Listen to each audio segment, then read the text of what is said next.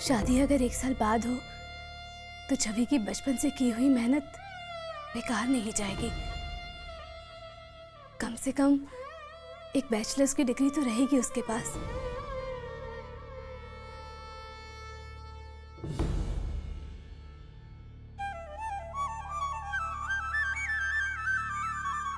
संध्या जी, एक डिग्री मिलने से छवि की जिंदगी में क्या फर्क पड़ जाएगा?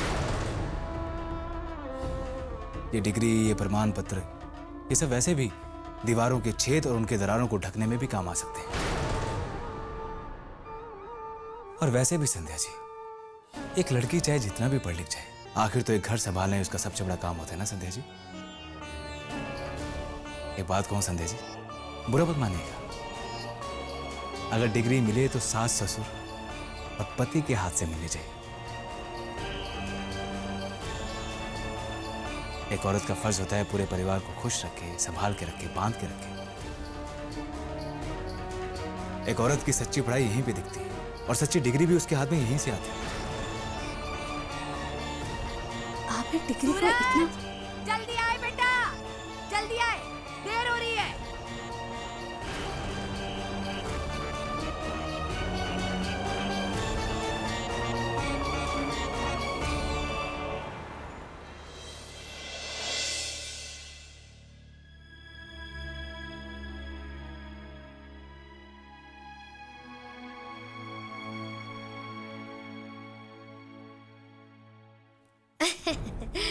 अरे जिठानी जी, इतने सारे कपड़े इस्त्री खुद ही कर लिए।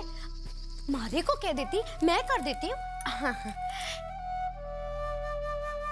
जब परिवार में साथ रहते हैं ना, तो बता देना चाहिए एक दूसरे को काम।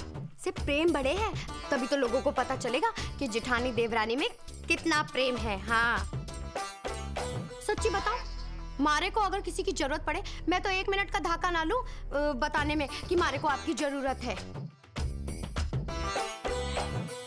देखो फटाफट इस्त्री हो गया है ना। वो मैं क्या कह रही थी कि आज ना दुकान पे बड़ी भीड़ है, और आप तो जानो हो, आपके देवर तो जेठ जी के साथ वो लड़का देखने गए हुए ना। सच बताऊं, ये तो वही बात हो गई, दुकान सेठ बिना और जापे की औरत पेट बिना। ठीक नहीं रह सकती ना, पूरी नहीं हो सकती, इसलिए हमारा दुकान जाना बड़ा जरूरी है। तो जाओ ना दुकान पर। सच्ची? सचमुच होशियार लोगों से बात करना कितना आसान होता है।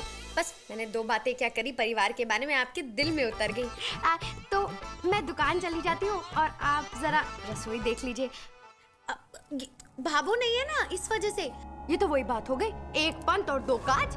ऐसे में आप अपनी रसोई बनाना भी सीख लेंगी और खाने का खाना बन जाएगा। पर मीनाक्षी, अरे ये पर ही तो मुँह बुरा है। पर से डरती रहेंगी तो खाना बनाना कैसे सीखेंगी? अरे बड़ा आसान है, ज्यादा कुछ नहीं बनाना। एक कढ़ी बना लीजिए, रोटी बना लीजिए, सब्जी बना लीजिए, बस।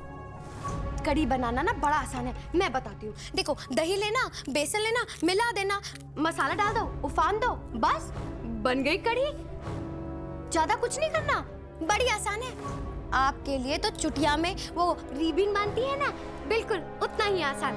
तो मैं चलती हूँ, वो लड्डू तो किसी काम का नहीं है। दुकान पे तो ढेर सारी भीड़ लग गई होगी, मैं चलती हूँ। हाँ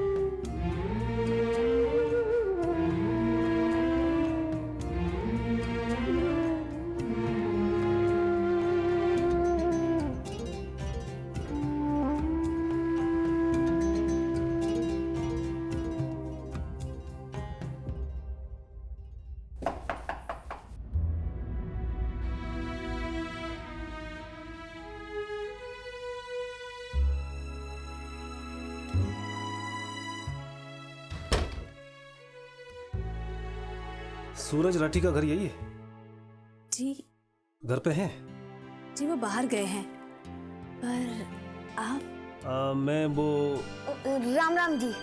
राम राम। सूरज भैया बस अभी आते ही होंगे, आप अंदर चलिए, आइए।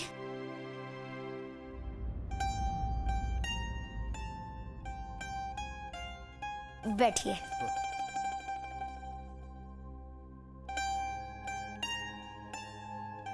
ये मेरी भाभी सा है, संध्या भाभी सा। अब सूरज भैया की पत्नी। जी नमस्ते। नमस्ते। भाभी सा, इनके लिए चाय और नाश्ता लाओ ना, और चाय में ना 2 इलायचियां डालना, अब बढ़िया वाली।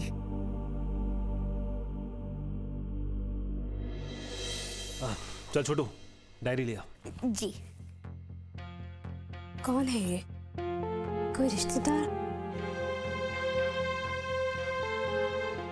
10 मिनट तो हो गए हैं, तो सब्जी और कड़ी भी हो गई होगी।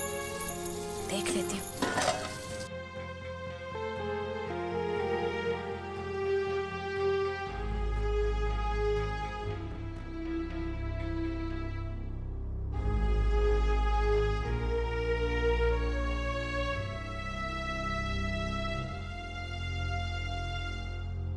देख छोटू, मुझे देर हो रही है, 1-2 जगह और जाना है, और जो मैं बोलता हूँ उसे लिखता जा, और सूरज से कहना कि सारा माल मेरे घर भिजवा देना। 4 किलो काजू कतली, 2 किलो बालूशाही, और घेवर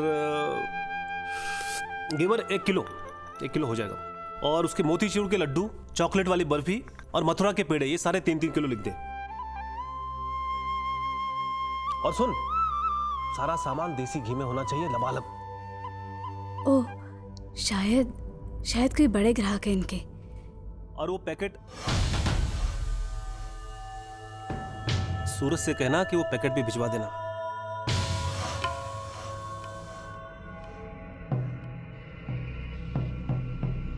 अरे तू, ये तेरे समझ की बाहर है छोटू, बस तू बता देना उसे जो मैंने कहा है। अब मैं चलता हूं, मुझे देर हो रही है। ठीक है? हाँ जी, नमस्ते जी। अगर आप बुरा ना माने तो क्या मैं ये जान सकती हूँ कि आप कौन हैं? हम? भाई कमाल है, अरे 2 दिन पहले तो फोन किया था और आप हमें नहीं जानते। सूरज ने आपको बताया नहीं हमारे बारे में? अरे मैडम जी, हम खाद्य और औषध विभाग से हैं। आपके पति की जो मिठाई की दुकान है उसकी क्वालिटी की जांच हमारे जिम्मे है। अब क्वालिटी का हिंदी आपको क्या बताऊं? जी मैं समझती हूँ क्वालिटी का मतलब। आपके यहाँ से क्वालिटी जांच का लेटर आया था और हमने फॉर्म भर दिया है। मिठाइयों के सैंपल्स भी आपके यहाँ जांच के लिए भिजवाई रहे हैं। लो जी, हमें जाना है जयपुर और आप जा रहे हैं रायपुर। आप एक काम कीजिए, बैठिए, मैं समझाता हूँ आपको। बैठिए।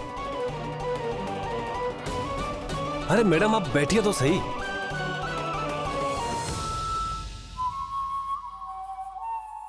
अब मैडम, मैं आपको कैसे समझाऊं?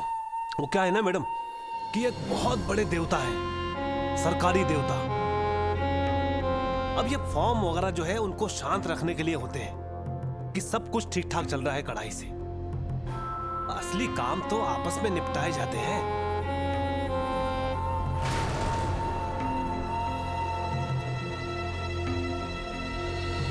इसीलिए प्रसन्न करो और प्रसन्न रहो। छोटू, सामान भिजवा देना। ठीक है। ठीक है? अच्छा मैडम जी, नमस्ते।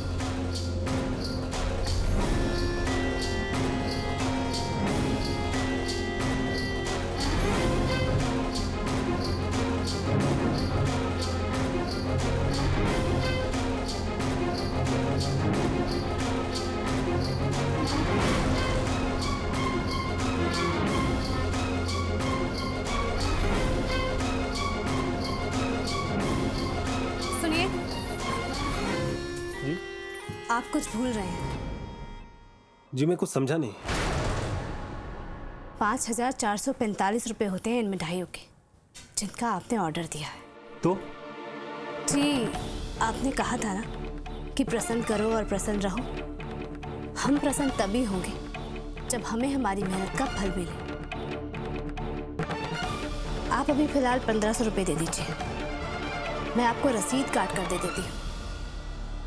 बाकी के पैसे आप मिठाइयाँ मिलने के बाद चुका दीजिएगा।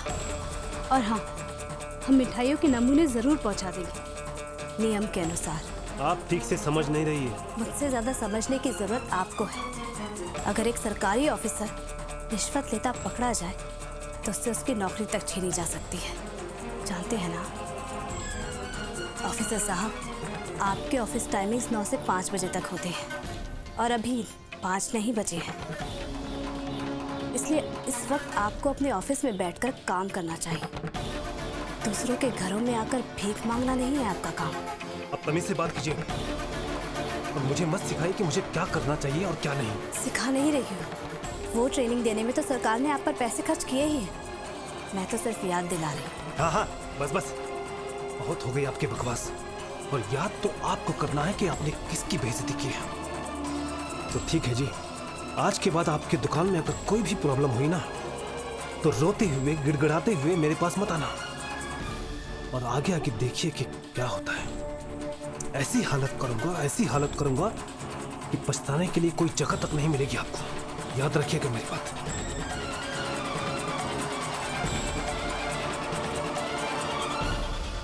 भाभी साहब, ये साहब तो गुस्सा होकर गए।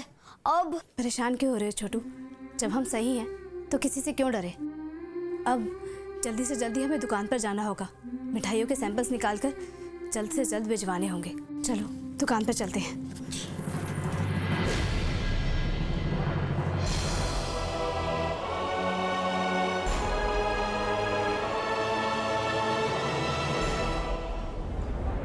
सूरज, जा तू थारी दुकान जा।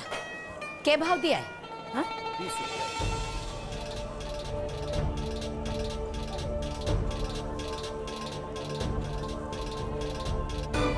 संतोष, ये लौकी ले ले। बाबा ने कहा है मुझे, योगा वाले, कि ये इसकी सब्जी खाने से पेट बहुत ठीक रहे। ये क्या करेगा? वो ये मिठाइयाँ ले जाकर फूड डिपार्टमेंट में, मतलब खाद्य और औषध विभाग में जाकर जमा करवानी है आज शाम 4 बजे तक। वहाँ से एक सरकारी ऑफिसर आए थे, रिश्वत मांग रहे थे, मिठाइयाँ और पैसे।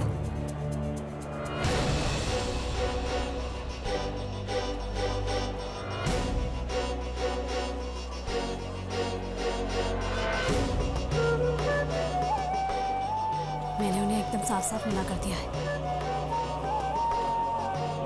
कि हम रिश्वत नहीं देते हैं।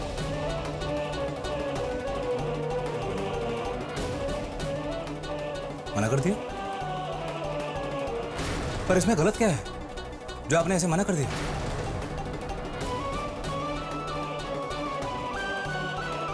पर इसमें गलत क्या है जो आपने ऐसे मना कर दिया? अरे ये तो हम हर साल करते आ रहे हैं उनके साथ।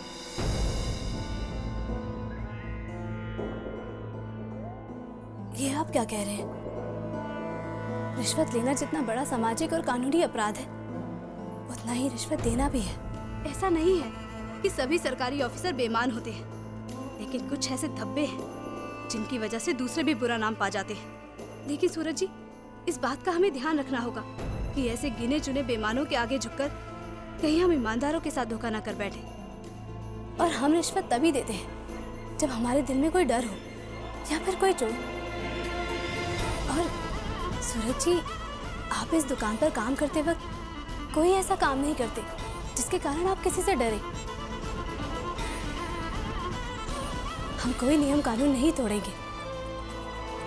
आप ही मिठाइयाँ जाकर उनके ऑफिस में जमा करवा कर आ जाइए।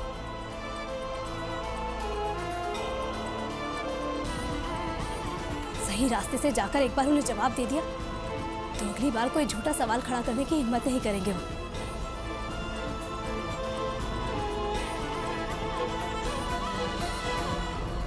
ठीक है, जैसा आप चाहें। नहीं तोड़ेंगे कोई नियम और ना ही कोई कानून।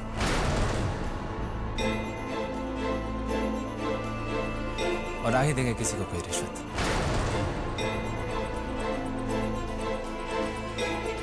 भले ही आपकी ये बड़ी बड़ी बातों के बदले मुझे अपनी दुकान पे ताला ही क्यों ना लगाना पड़े।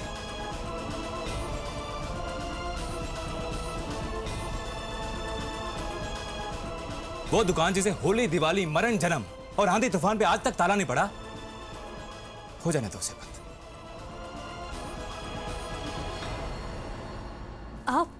आप ये मानकर ही क्यों चल रहे हैं कि हमारी दुकान पर ताला लग जाएगा?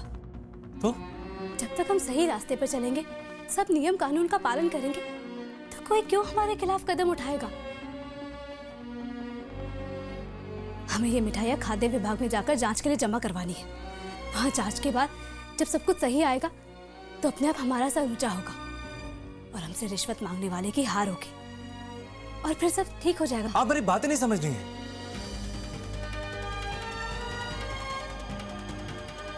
ये मेरी दुकान का सवाल है जिससे मेरा घर चलता है। अरे संजय जी, इसको लेकर मैं कोई खतरा मोल कैसे ले सकता हूं? हाँ? आपने कहा हवलदार को 50 रुपए नहीं बल्कि 250 रुपए देने हैं क्योंकि उसे रसीद चाहिए हमें, और मैंने दी। आपने कहा कि कचरे का डिब्बा बाहर रखा जाएगा, मैंने रखा। आपने कहा कि बिना हेलमेट स्कूटर चलाना कानूनी अपराध है, मैंने पहना। वो सब मैंने किया क्योंकि मैं कर सकता था। लेकिन आज आप मेरी बात समझिए, ये दुकान मेरे परिवार के लिए है। और अगर आज ये दुकान नहीं रहेगी ना, तो हमारे घर में चूल्हा बुझे रहने तक की नौबत आ सकती है संजय जी। चलिए आप ही बताइए ना, अगर सरकारी अफसर को साल में एक बार मैं कुछ देकर अपने घर की सुख शांति बनाए रख सकता हूं तो यह कीमत मेरे लिए बहुत छोटी है। मुझे कोई फर्क नहीं पड़ता संजय जी। आपको लगता है फर्क नहीं पड़ता,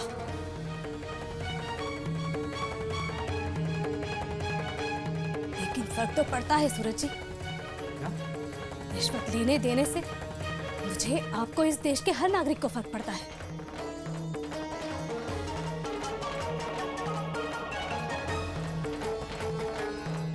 आज आप रिश्वत को बढ़ावा देकर उस इंसान के लिए मुश्किलें खड़ी कर देंगे जो रिश्वत नहीं दे सकता।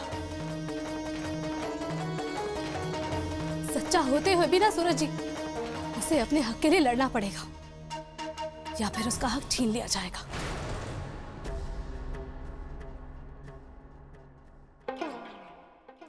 ये कलेक्टर ने चुप ही नहीं रहती, बोलती रहती है। नहीं, मैं आपको ये गलती नहीं करने दे सकती। नियम कानून किसी वजह से बने हैं सूरज जी, तोड़ने के लिए नहीं।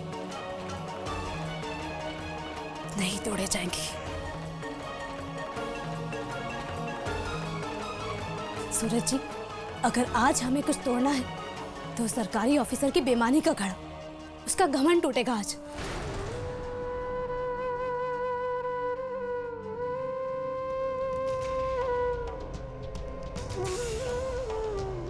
सूरज जी, आप ये मिठाई के सैंपल्स लेकर दफ्तर जाइए। हम ऐसे लोगों को बढ़ावा नहीं दे सकते। बहुत मानते हैं ना आप ये नियम, ये कायदे, ये कानून। हाँ तो ठीक है, आइए जरा।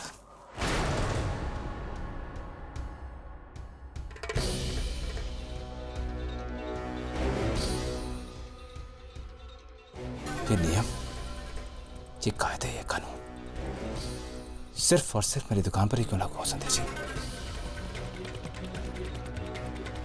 असली जिंदगी पर क्यों नहीं? पति पत्नी और सास बहू के रिश्ते में क्यों नहीं लागू होते ये कानून?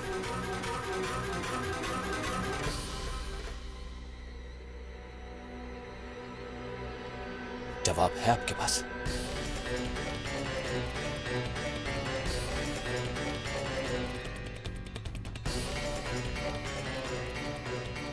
नहीं है ना? वाह संध्या जी वाह, ये होता है फर्क पढ़े लिखे और हम गंवार लोगों के बीच में। जहां हमें साबित करने के लिए सब कुछ करना पड़ता है और आप सब कुछ करके भी निर्दोष और अपराधी नहीं है। अब जरा आप अपने आप से एक सवाल पूछ के बताइए संध्या जी, क्या आपने पत्नी से जुड़े सारे कर्तव्य निभाए?